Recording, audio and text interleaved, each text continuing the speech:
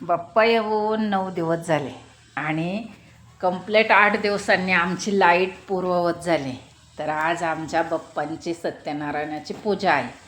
तर काका पूजा करून गेलेत आणि बाप्पांच्या पुढे सर्वजण जाऊन प्रसाद वगैरे घेत होते. तर आमच्या इथं हे मोठं जेवण संध्याकाळी. तर आता संध्याकाळचे 5 वाजलेत आणि या टायमाला आपल्या इथं सत्यनारायण होऊन गेलंय आणि सत्यनारायणचा मान मिळाला लेका सुनेला.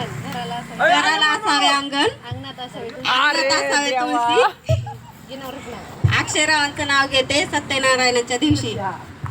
तर बघा, एका जावेने दुसऱ्या जावेला शिकवला उखाणा आणि दोघींनी घेतला. आणि त्यानंतर संध्याकाळी आज आमच्या नेताने आणली गाडी इलेक्ट्रिकवरची. तर चला बघा, आमच्याकडे ना अशी प्रथा आहे, संध्याकाळी गाडी पूजनाला घरातील सर्व लोकांना बोलवायचं. तर आता इकडचा वर्ग सगळा आम्ही 6 आहेत आणि इकडचा हा वर्ग दिसतोय, या सगळ्या आमच्या सुना आहेत.